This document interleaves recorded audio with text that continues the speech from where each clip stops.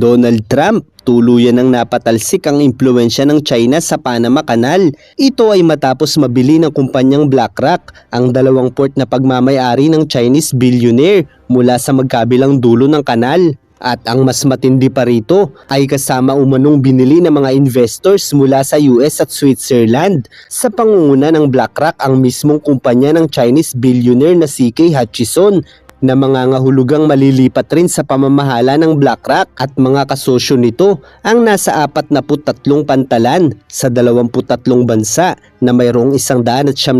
na daungan. Kaya't napakalaking kawalan nito para sa impluensya ng China dahil sa pamamagitan ng BlackRock ay madaling makokontrol ng US ang mga daungang pangangasiwaan nito sa buong mundo, partikular na sa Panama Canal na kung nanaisin ng US na pigilan ang mga barko ng China na pumasok sa nasabing kanal ay magagawa nito na magdudulot ng napakalaking aberya para sa kanilang mga produkto. Dahil kung ipagbabawal ng US ang pagdaan ng China sa kanal na ito ay mapipilitan ng China na gumamit ng ibang ruta na maaaring magdulot ng karagdagang gastos para sa mga kumpanya mula sa China at hindi lamang simpleng paggastos dahil aabuti ng ilang araw, linggo at maaaring ilang buwan pa ang magiging biyahe ng mga ito dahil sa layo ng ibang daanan at iba't ibang salik na makapagpapabagal ng kanilang mga biyahe gaya ng lagay ng panahon at iba't ibang regulasyon sa mga bansang kanilang daraanan bago matapos ang kanilang operasyon. Kaya't isang malaking dagok para sa China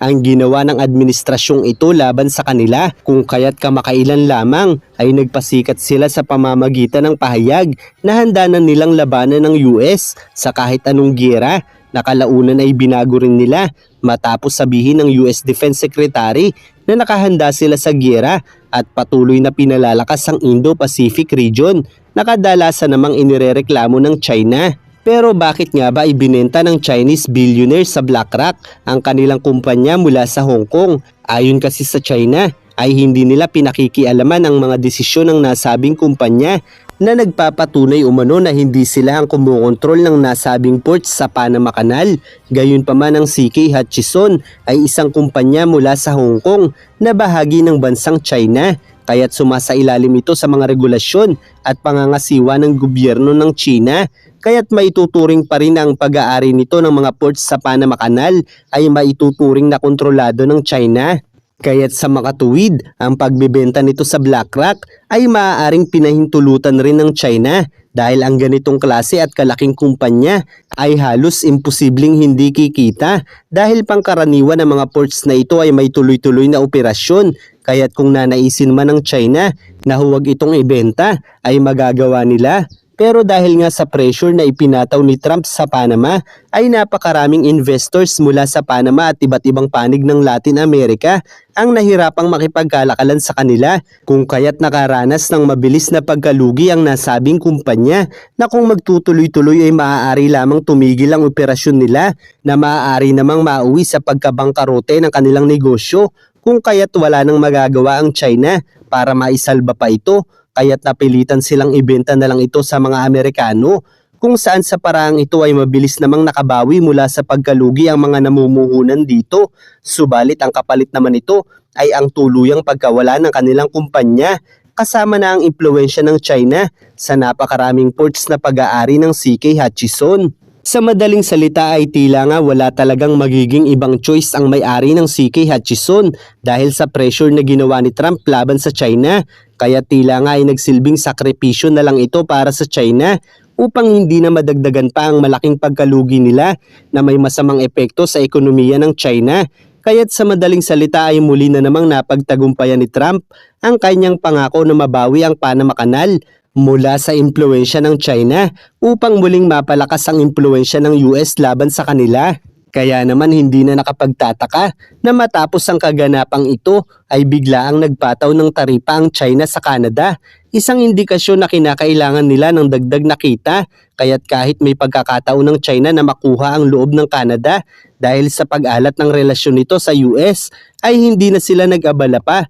dahil ang nais nila ngayon ay makabawi ng kita upang maabot ang GDP growth na target nila. At dahil naman sa napakalaking pera ang nakuha ng CK Hutchison mula sa pagbebenta ng kanilang kumpanya, ay nagkaroon ng pagkakataon ng China upang maituloy na ang pagpapautang ng $2 billion mula sa Pakistan upang paikutin ang matutulog nilang pera, kung saan ang kalahati nito ay mula sa CK Hutchison na nagbenta ng kanilang kumpanya sa Amerika. Kaya't napakalinaw kung gaano katindi ang nararanasang pressure ng China dahil sa administrasyong ito, habang ang Canada naman ay naiipit na rin sa pressure ng US at pagiging desperado ng komunistang partido. At kaya naman mainit na mainit si Trump sa Canada ay dahil ang Canada ay karaniwang bumibili ng mas maraming produkto mula sa China, habang mas kakaunti naman ang ibinebenta nila dito. Habang mas kakaunti naman ang binibili nila mula sa US at mas malaki naman ang ibinebenta nila dito.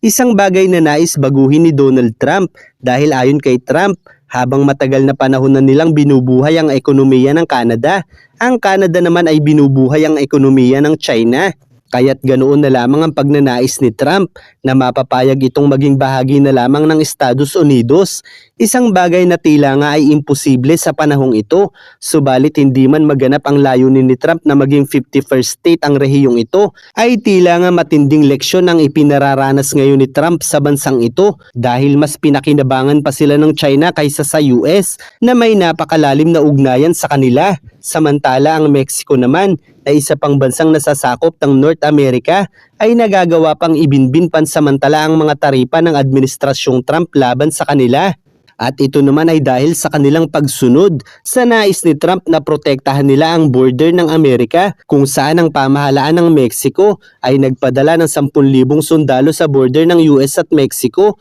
upang tiyaking walang fentanyl ang makalulusot mula sa kanilang bansa sa bansang ito. Isang bagay na tanging si Trump lang ang nakagawa para pasunurin ang Mexico, at isang bagay naman na hindi kayang pigilan noon ng nakaraang administrasyon, kung kaya't naging pugad na ng adik ang ilang bahagi ng bansang ito na ninanais namang linisin ngayon ni Trump upang maging mas maayos ang pamumuhay ng mga Amerikano. Kaya't malinaw na ang mga pulisiya at hakbang ni Donald Trump para sa kahit anong bansa sa mundo ay punong-puno ng contingencies na palaging pumapabor sa bansa nito, na magsisilbi namang mas matatag na pader sa panahong ito na maaaring masandalan ng mga bansang kinakayan-kayanan ng komunistang partido. Kaya't bagamat palaging interes ng US ang inuuna ng administrasyong ito ay isang bagay na mas magiging epektibo upang makatulong sila sa mas maliliit na bansa sa buong mundo. Kung patuloy kasi silang magpapahatak pababa sa inggit ng mga tao, ay hindi sila makalalabas upang makapagligtas ng mas marami nilang kaalyado. Kaya't ang America First na polisiya ni Trump ay gaya lamang ng pag-ahon nito mula sa bangin na puno ng mga tao, kung saan ay kinakailangan muna nilang unahin ang kanilang sarili upang makalabas para makapagsalba ng mas maraming tao.